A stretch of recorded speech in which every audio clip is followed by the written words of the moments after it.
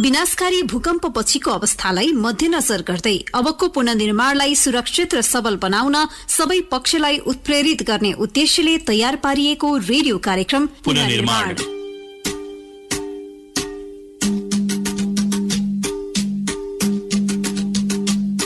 नमस्कार, कार्यक्रम पुनर्निर्माणमा तपाईलाई स्वागत छ। साथमा छौ म तेजेन्द्र काफले र म दिवा भट्टराई। भूकम्प पछिको पुनर्निर्माणलाई अझै सुरक्षित र दिगो बनाउन सचेतना फैलाउने उद्देश्यले युरोपियन युनियन नियर फेसिलिटीको सहयोगमा राष्ट्रिय पुनर्निर्माण प्राधिकरणले यो कार्यक्रम तयार पारेको हो। तपाई यो कार्यक्रम रेडियो कान्तिपुरबाट हरेक मंगलबार साँझ 6 बजेदेखि करिब आधा घण्टा सुन्दै आइरहनु भएको छ। तपाईले हामीलाई radiokaantipur.eKantipur.com का साथै फुर्सदको समयमा युट्युब च्यानलमा पनि सुन्न सक्नुहुन्छ। श्रोता, अघिल्लो अंकमा हामीले धार्मिक तथा सांस्कृतिक परम्पराले भरिपूर्ण मुलुककै जेठो नगरपालिका ललितपुर नगरपालिकामा भइरहेको पुनर्निर्माण बारे महानगर प्रमुख चिरीबाबु महर्जनसँग कुराकानी गरेका थियौं। यस्तै काष्ठमण्डप पुनर्निर्माण बारे जनअपेक्षा समेटिएको एउटा सामग्री समेटेका थियौं। आजको कार्यक्रममा राष्ट्रिय पुनर्निर्माण प्राधिकरणका प्रमुख कार्यकारी अधिकृत सुशील गेवालीसँग ऐतिहासिक रानीपोखरी पुनर्निर्माण बारे कुराकानी गर्नेछौं। हामीले अहिले सोचेको अनुसारको टाइममा जे ढंगले अगाडि बढ्छ भन्नेको थियो, त्यहाँ चाहिँ केही कुराहरुमा अलमलको अवस्था चाहिँ त्यहाँ देखियो र अब प्राधिकरणले यो सबै जिम्मा लिनुपर्ने अवस्था छ। यस्तै लमजुङको दोर्दी गाउँपालिकामा पुनर्निर्माणको पछिल्लो अवस्था बारे गाउँपालिका अध्यक्ष ओमबहादुर गुरुङसँगको कुराकानी। यो सुचारू रूपमा विस्तारै अगाडि बढ्ने भयो भन्नाले हामीले पनि त्यो गुनासोहरूलाई पूर्ति गर्दै लाने कुरामा हामी प्रतिबद्ध छौं। भूकम्पले क्षति पुर्याएका विश्व सम्पदा सूचीमा सूचीकृत सम्पदाको पुनर्निर्माणको अवस्था समेटेर तयार रेडियो रिपोर्ट। खाली घरको पनि व्यवस्था गर्नु पर्यो त, जम्मै ठ्याक्क गर्नु पर्यो नि, मेन्टेन गर्नलाई गाह्रो हुन्छ नि तपाईँ। र साताभरका केही प्रमुख समाचार समेट्नेछौं। भूकम्पबाट आंशिक क्षति भएका ढुङ्गा माटोले बनेका ग्रामीण भवनहरूलाई प्रबलीकरण अर्थात् रेट्रोफिट गरी सुरक्षित बनाई ढुक्क साथ पुनः बसोबास गर्न सकिन्छ।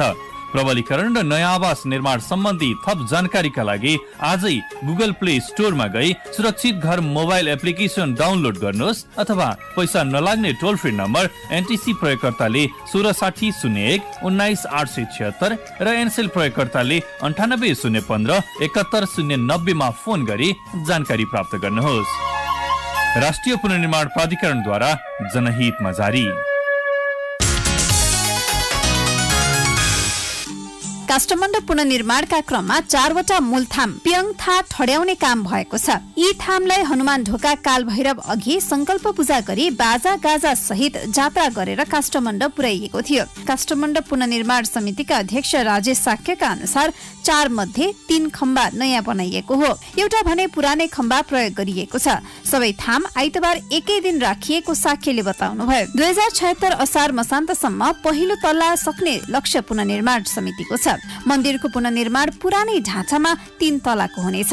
काष्ठमण्डप पुनर्निर्माणमा हालसम्म काठमाडौँ महानगरपालिकाको 5.5 करोड आर्थिक सहयोग रहेको छ। राष्ट्रिय पुनर्निर्माण प्राधिकरणका प्रमुख कार्यकारी अधिकृत सुशील गेवालीले पुनर्निर्माणलाई दिगो बनाउन विपद व्यवस्थापन प्राधिकरणलाई काम हस्तान्तरण गरेर जानुपर्ने धारणा राख्नु भएको छ। पाकिस्तानमा पुनर्निर्माणको अवस्था र अनुभव बारे जानकारी लिएर स्वदेश फर्किएपछि सीईओ गेवालीले भन्नुभयो, विपद व्यवस्थापन कोष स्थापना गर्नुपर्छ भन्ने कुरा पाकिस्तानको अनुभवबाट सिक्न सक्छौं। पाकिस्तानमा रहँदा उहाँले पेशावर स्थित university of engineering and technology, post disaster management authority, post disaster management and board of investment लगायतका पदाधिकारीहरूसँग भेटघाट गर्नुभएको थियो। सो क्रममा उहाँले नेपालको पुनर्निर्माणको अवस्था र अनुभव सुनाउनु भएको थियो। शनिबार काठमाडौँ आएपछि गेवालीले भन्नुभयो, भूकम्प सम्बन्धी अनुसन्धान केन्द्रको स्थापना र सञ्चालन गर्न आवश्यक छ र त्यो नेपालमा सम्भव पनि छ।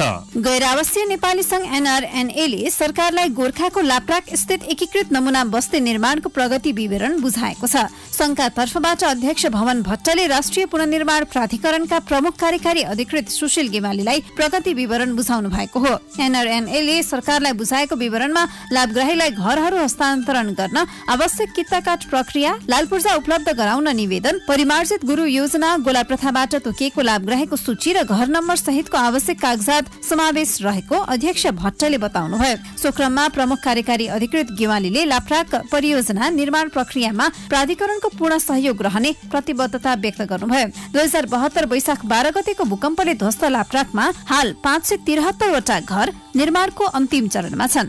एनआरएनएले ती घरहरू आगामी वर्षको वैशाख 12 गते स्थानीयलाई हस्तान्तरण गर्ने तयारी गरेको छ। सिन्धुपाल्चोकमा भूकम्पले क्षतिग्रस्त विद्यालय पुनर्निर्माणले तीव्रता पाएको छ। गाउँदेखि नगरपालिकासम्म संघ संस्था र सरकारी निकायको पहलमा सुविधा सम्पन्न विद्यालयको भवन ठडिन थालेका छन्। शुक्रबार टाटा ट्रस्ट र सिप्रदियन सहायता संस्थाबाट बनेको 12 वर्षीय नगरपालिका 4 सुनकोशी स्थित शारदा माध्यमिक विद्यालयको भवन उद्घाटन भएको छ। विद्यालयका प्रधानाध्यापक तोयानाथ नेपालका अनुसार सो भवन 4 करोड 50 लाख रुपियाँको लागतमा निर्माण भएको हो। जिल्ला आयोजना कार्यान्वयन इकाइ शिक्षाका इन्जिनियर शेरबहादुर पुजाराका अनुसार विद्यालय व्यवस्थापन समिति मार्फत 247 र निर्माण व्यवसायबाट 38 वटा विद्यालय भवन बनिरहेका छन्।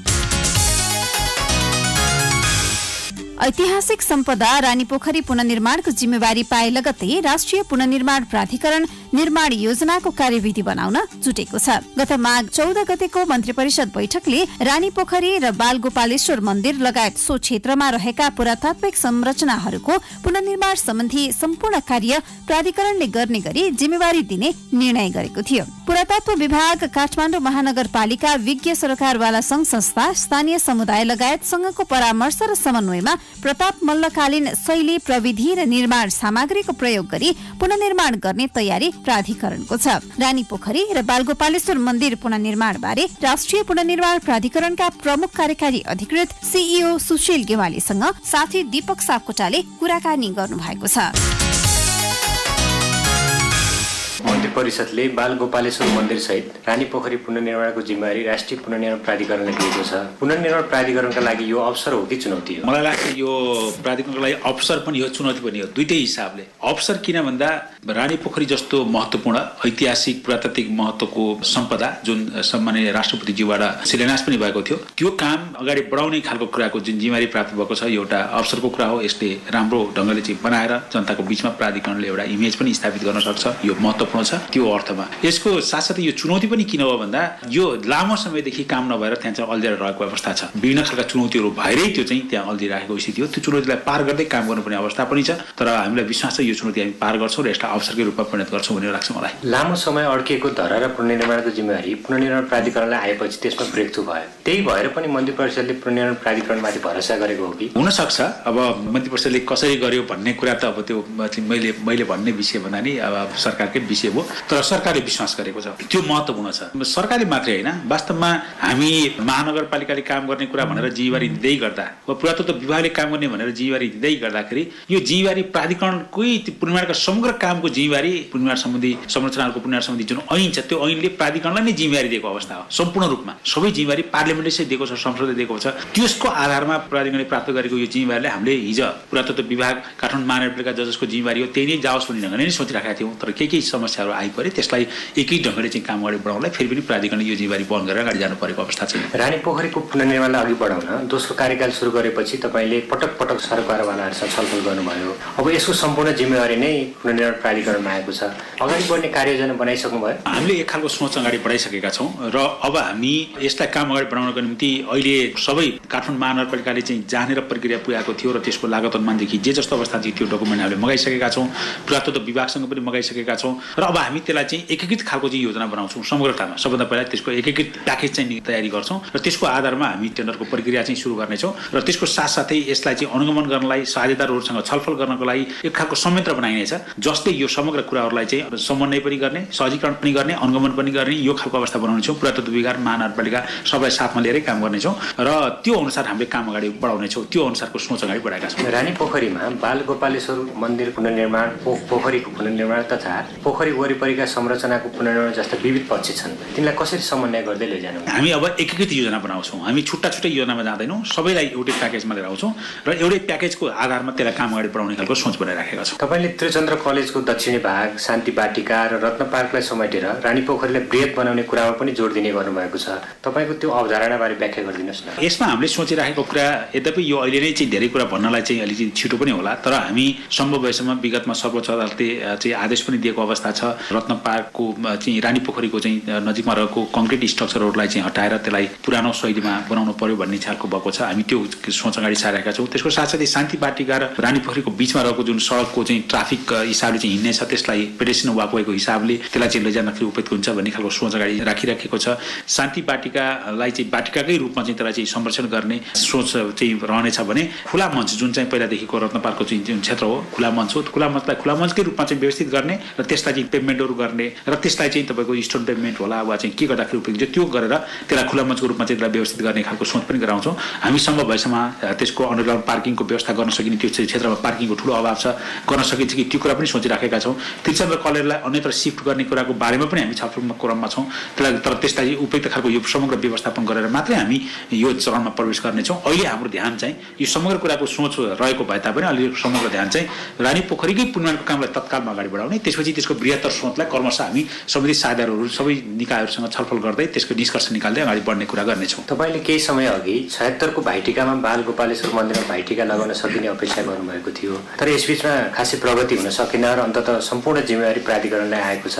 अझै पनि त्यो लक्ष्य भेटाउन सकिनेमा विश्वस्त हुनुहुन्छ? मैले चाहिँ यसरी भनौँ, हामी अझै पनि विश्वस्त छौँ। त्यसलाई अझै पनि त्यही अनुसारको कार्ययोजना बनाएर अगाडि लैजाने खालको सोचका साथ हामी अगाडि बढेका छौँ। यद्यपि यो बिचमा केही चुनौतीहरू चाहिँ सहयोग ढङ्गले आए नै। हामीले अहिले सोचेको अनुसारको टाइममा जे ढङ्गले अगाडि बढ्छ भन्नेको थियो त्यहाँ चाहिँ केही कुराहरूमा अलमलको अवस्था चाहिँ त्यहाँ देखियो र अब प्राधिकरणले यो सबै जिम्मा लिनुपर्ने अवस्था छ। हामी भाइटिका अगाडि नै यो कामलाई कम्तीमा सम्पन्न गरेर गर्ने खालको सोचका साथै कार्ययोजना बनाएर लैजाने खालको सोच अगाडि सारिराखेका छौँ र हामी त्यो ढङ्गले अगाडि बढ्दैछौँ। श्रोता भर्खरै सुन्नुभयो रानी पोखरी र बालगोपालेश्वर मन्दिरको पुनर्निर्माण बारे राष्ट्रिय पुनर्निर्माण प्राधिकरणका प्रमुख कार्यकारी अधिकृत CEO सुशील गेवालीसँग गरिएको कुराकानी। अब एकैछिन विश्राम, त्यसपछि हामी लमजुङको दोर्दी गाउँपालिकामा भइरहेको पुनर्निर्माणको अवस्थाबारे गाउँपालिकाका अध्यक्ष ओम बहादुर गुरुङसँगको कुराकानी र रेडियो रिपोर्ट प्रस्तुत गर्नेछौँ। कार्यक्रम सुन्दै गर्नुहोला। भाउजू नमस्ते। नमस्ते नानी। अनि भाउजू उभिराखेको घर छोडेर अझै पनि छाप्रोमै बसिरहनु भएको छ त किन हो? हेर्नु न नानी, भूकम्पले चर्काएको यो घर बस्न डर मर्दो भएको छ। घरमा बाल बच्चा छ, अब नचाहिँदो खतरा किन मर्नु भनेर छाप्रोमै बसेकी। फेरि दाइ विदेशमा। यो घर भत्काउने नयाँ बनाउने आँट एक्लै गर्न सकेकी छैन मैले। भाउजू यही चर्केको घरलाई मजबुत तथा सुरक्षित बनाउने प्रबलीकरण रेट्रोफिट भन्ने प्रविधि लिएर एउटा परियोजना हाम्रो गाउँठाउँमा आएको छ नि। यही घरलाई प्रबलीकरण गर्दा कम खर्च लाग्ने, छिटो निर्माण सकिने अनि मौलिकता पनि जोगिने तथा उपभोग गर्ने स्थान पनि पहिले जत्तिकै प्राप्त गर्न सकिन्छ नि। ए नानी, यति राम्रो कुरा त मलाई थाहै थिएन। अनि नि नानी, मेरो घर चाहिँ नेपाल सरकारको मर्मत तथा प्रबलीकरणको सूचीमा परेको छ। अनि कसरी काम कुरो गर्ने हो मेसो नपाएर पहिलो किस्ता पनि बैंकमा आएर बसेको छ। यो प्रबलीकरण गरेपछि दोस्रो किस्ता बापत 50,000 चाहिँ पाइन्छ कि पाइँदैन त? तालिम प्राप्त इन्जिनियर ल्याएर घरको निरीक्षण गराई उनीहरूले भने अनुरूप नै घरको प्रबलीकरण गराएर अन्तिम निरीक्षण गराएमा दोस्रो किस्ता पनि प्राप्त गर्न सकिन्छ भाउजू। आहा, कति राम्रो कुरा सुनाउनु भयो। यस सम्बन्धी थप जानकारीका लागि के गर्न सकिएला त? आफ्नो मोबाइलको प्ले स्टोरमा गई सुरक्षित घर भन्ने मोबाइल एप्लिकेसन डाउनलोड गरेर त्यसमार्फत प्रबलीकरण सम्बन्धी जानकारी र जिज्ञासा राख्न सकिन्छ। अथवा पैसा नलाग्ने नम्बर एनटिसी प्रयोगकर्ताले 16600119,876 मा र एनसेल प्रयोगकर्ताले 9801517090 मा सम्पर्क गरी सिधै प्राविधिकसँग गफ गर्न पनि सक्नुहुन्छ।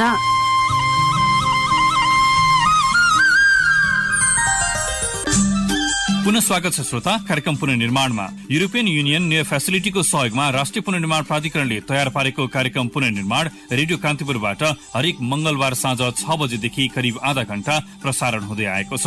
कार्यक्रमको साथमा छौं दिवा भट्टराई अनि म तेजेन्द्र काफ्ले। श्रोता, राष्ट्रिय पुनर्निर्माण प्राधिकरणले 11 बुँदे सहमति गर्दै पुनर्निर्माणको अधिकार दिएपछि यो बेला स्थानीय तहहरू उत्साहित बनेका छन्। प्राप्त अधिकारको सदुपयोग गर्दै यही आर्थिक वर्षभित्र निजी आवास पुनर्निर्माण सक्ने लक्ष्यमा स्थानीय तह सक्रिय देखिएका छन्। 72 सालको भूकम्पको केन्द्र गोर्खा जिल्लासँग सीमा जोडिएको लमजुङको दोर्दी गाउँपालिकामा पनि पुनर्निर्माण जारी छ। सडक यातायातको कमजोर पूर्वाधारले पुनर्निर्माणमा समस्या भए पनि सहजीकरण गरिरहेको दोर्दी गाउँपालिकाका अध्यक्ष ओम बहादुर गुरुङले जानकारी दिनुभयो। उहाँसँग हामीले पुनर्निर्माणको अवस्थाबारे कुरा गरेका छौं। अहिलेको अवस्थामा क्षति चाहिँ अब हामीसँग भएको 2268 घर लाभान्वी हो भन्ने। अहिलेसम्ममा हामीसँग 500 जति लगभग बनिसकेको डाटा। अब ठ्याक्कै डाटा त हामीसँग क्लियर त छैन। अहिले चाहिँ पुनर्निर्माणको काम चाहिँ सुरुवात भइरहेको छ।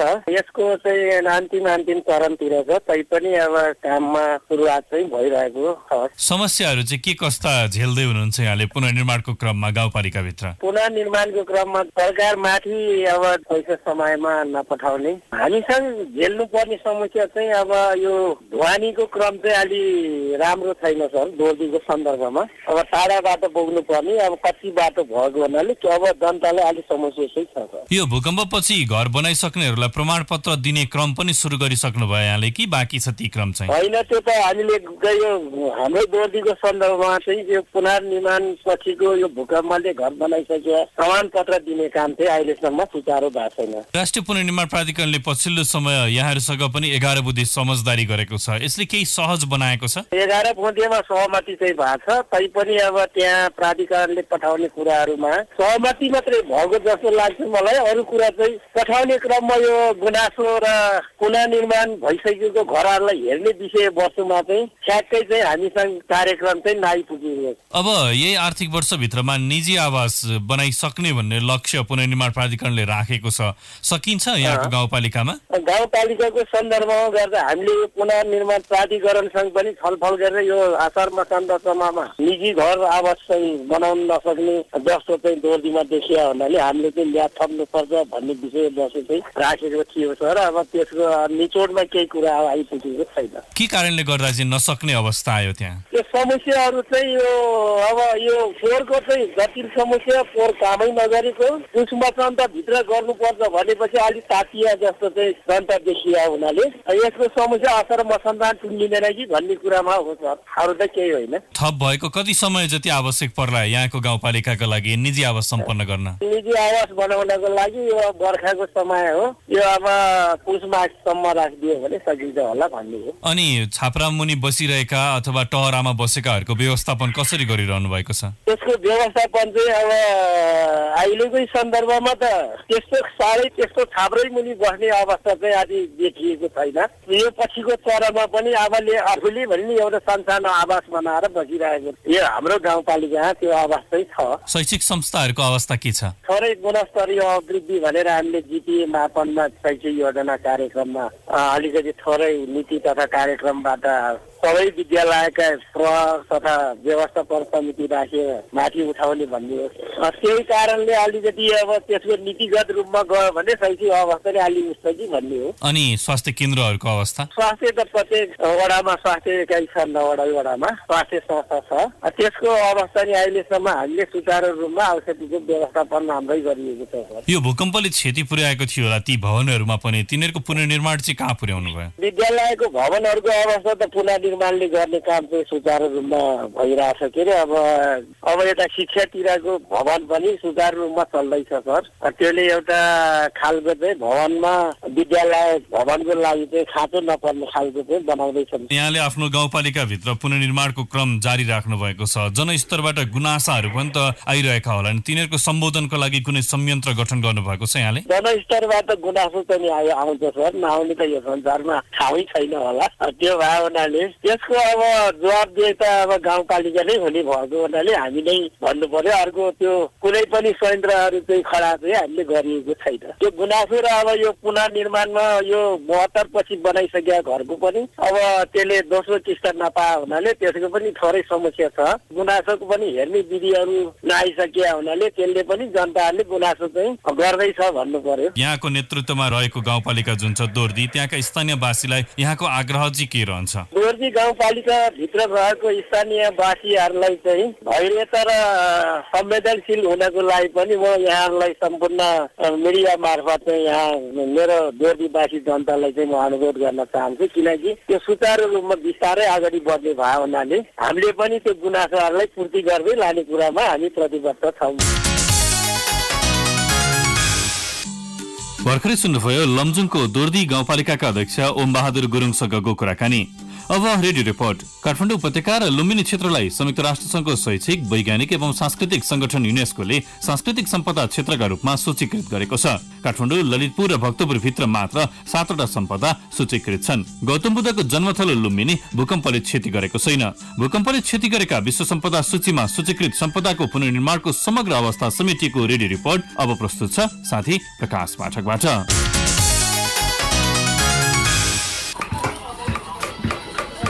ललितपुरको पाटन दरबार क्षेत्रमा नयाँ पुराना काठपात जतनसाथ राखिएको छ, केहीलाई छोपिएको पनि छ। कुनैलाई कालीगढले खोप्ने मिलाउने काम गरिरहेका छन्। स्थानीय हिरा बहादुर महर्जन दैनिक जसो पाटन दरबार क्षेत्रमा भइरहेको पुनर्निर्माण बारे जानकारी लिनुहुन्छ। काम त यहाँको भइरहेछ, उता 2टा पार्टी छ, त्यो पनि अहिले जौ खण्डै छ। अब त्यसलाई गर्ने अब कालीगढको पनि व्यवस्था गर्नु पर्यो त, जम्मै ठ्याक्क गर्नु पर्यो नि, मेन्टेन गर्नलाई गाह्रो हुन्छ नि तपाईँको। पाटन दरबार क्षेत्रमा कृष्ण मन्दिर, योग नरेन्द्र मल्लको शालिग, तलेजु र मूलचोकको छाना लगायतको काम सकिएको छ। पाटन दरबार क्षेत्रमा जस्तै भक्तपुर दरबार क्षेत्रमा पनि यसै गरी काम भइरहेको छ। भक्तपुर दरबार क्षेत्रमा रहेका खौमा गेट, शंकर नारायण, नारायण मन्दिर, दिमाजु मन्दिर, बद्रीनारायण, रामेश्वर लगायतका मन्दिर पुनर्निर्माण एवं मर्मतको काम सकिएको छ। पुरातत्व विभाग स्मारक संरक्षण तथा दरबार हेरचाह कार्यालय भक्तपुरका प्रमुख मोहन सिंह लामा दरबार परिसरमा अब पुरातत्वले हात हालेको मध्ये अब गोपीनाथ मन्दिरको संरक्षणको काम गत वर्ष पनि अलिकति गर्यौं। यसपालि पनि अलिकति बजेट परेको छ, त्यो अब यसपालि पनि हामी गर्छौं। र यशेश्वर महादेवको संरक्षण गर्ने काम थियो, गत वर्ष ठेक्कापट्टा भएको थियो, तर ठेकदारले समय अभावले गर्दा उसले काम गरेन र यसपालि बजेट व्यवस्था भएको छैन। त्यस्तै अब नगरपालिकाबाट सुरु गरेको यो पत्सला मन्दिर उपभोक्ता समिति मार्फत भइरहेको नै छ। उनीहरूको अब निश्चित समय अवधि छैन, सकेसम्म छिटो प्रयास गर्दैछन् भने केदारनाथ मन्दिर सकिहाल्यो। भक्तपुरकै चाँगु नारायणको मन्दिर पनि बनिसकेको छ। विश्व सम्पदा सूचीमा समावेश भएको बौद्धनाथ स्तूपा भने सबैभन्दा पहिला पुनर्निर्माण भएको सम्पदा हो। काठमाडौँको स्वयम्भूमा पनि मञ्जुश्री सतल, टासी गोमाङ चैत्य, बसुबन्धु चैत्य, वायुपुर र पुरानो स्वयम्भू चैत्य लगायतको काम सकिएको छ। पशुपति क्षेत्रका 46वटा क्षतिग्रस्त संरचना मध्ये 18वटा सम्पदाको काम सकिएको छ। अन्य 10वटा संरचनाको पुनर्निर्माण भइरहेको छ भने 18वटाको काम सुरु हुन बाँकी छ। हनुमान ढोका दरबार क्षेत्रभित्र भूकम्पले 90% संरचनामा क्षति गरेको थियो। बितेका 3 वर्षमा हनुमान ढोका दरबार क्षेत्रमा गद्दी बैठक सहित महादेव मन्दिर, लक्ष्मी नारायण, सरस्वती, श्वेत भैरव, सिंह स्तलको काम सकिएको छ। काष्ठमण्डपको समेत काम भइरहेको छ। राष्ट्रिय पुनर्निर्माण प्राधिकरण सम्पदा संरक्षण शाखाका पुरातत्व अधिकृत भीष्म बास्कोटा काठमाडौँ उपत्यकाका यी 7वटा स्थलहरू मध्ये सबैभन्दा बढी क्षतिग्रस्त भएको पनि हनुमान ढोका नै हो। हनुमान ढोकाका सांस्कृतिक सम्पदाहरू लगायत भक्तपुर, पाटन, पशुपति, स्वयम्भू, बौद्धनाथ यी सबै क्षेत्रका सांस्कृतिक सम्पदाहरूको पुनर्निर्माणको कार्य चाहिँ निरन्तर रूपमा भइरहेको छ। सम्पदा पुनर्निर्माणको काम घर तथा अन्य भौतिक संरचना बनाउने जस्तो सहज भने पक्कै छैन। प्राचीन स्वरूप र मौलिकतालाई ख्याल गर्दै सम्पदा पुनर्निर्माणको काम गर्नुपर्ने हुन्छ। त्यसैले महत्त्वपूर्ण सम्पदा पुनर्निर्माणको काम हुँदै गर्दा स्थानीय बासिन्दा, जनप्रतिनिधि तथा विभिन्न संघ संस्था र सरकारी निकायले पनि उत्तिकै सहयोग गर्नुपर्ने आवश्यकता छ। अब एउटा जानकारी। 2075 माघ 3 गते प्रधानमन्त्रीज्यूको अध्यक्षतामा बसेको राष्ट्रिय पुनर्निर्माण प्राधिकरण निर्देशक समितिको बैठकले निजी आवास पुनर्निर्माण अनुदान लिने नयाँ समय सीमा तोकेकाले सो समय सीमा अनुसार आफ्नो निजी आवास पुनर्निर्माण सम्पन्न गरी अनुदान रकम लिन सबैमा अनुरोध गरिन्छ। निजी आवास पुनर्निर्माण लाभग्राहीहरूले अनुदान रकमको पहिलो किस्ता 2076 असार मसान्तसम्म लिइसक्नु पर्नेछ। निजी आवास पुनर्निर्माणका लाभग्राहीहरूलाई आफ्नो घर छिटो सुरक्षित पुनर्निर्माण गरी अनुदानको दोस्रो र तेस्रो किस्ता समयमै लिन समेत अनुरोध गरिन्छ। राष्ट्रिय पुनर्निर्माण प्राधिकरण सिंहदरबार काठमाडौँ। श्रोता, कार्यक्रम पुनर्निर्माणका लागि छुट्याइएको समयको हामी अन्त्यमा छौं। पैसा नलाग्ने टोल फ्री नम्बर 1660 01 72 000 वा 98 015 72 111 मा सम्पर्क गरेर वा हाम्रो Facebook page national reconstruction authority वा ट्विटर ह्यान्डल NRA नेपालका साथै niafacility@gmail.com मा कार्यक्रम बारे राय सुझाव वा प्रतिक्रिया दिन सक्नुहुन्छ। भूकम्प पछिको पुनर्निर्माणमा तपाईलाई कुनै समस्या भए हामीलाई भर्खरै प्रस्तुत गरिएको टेलिफोन नम्बरमा टिपाउनुहोला। गर्नुहोला। हामी केन्द्रीय स्तरबाटै समाधानको प्रयास गर्नेछौँ। आगामी अङ्कमा राष्ट्रिय पुनर्निर्माणको महाअभियानबारे थप गतिविधि प्रस्तुत गर्नेछौँ। आजको कार्यक्रम भने यही बीट मारौं। साथीहरू प्रकाश पाठक, कञ्चन पौडेल, दिवा भट्टराई र म तेजेन्द्र काफले बिदा हुन्छौँ। तपाईँको साता सुरक्षित रहोस्। नमस्कार। सूचना र मनोरञ्जनको संवाहक रेडियो राष्ट्रको रेडियो कान्तिपुर।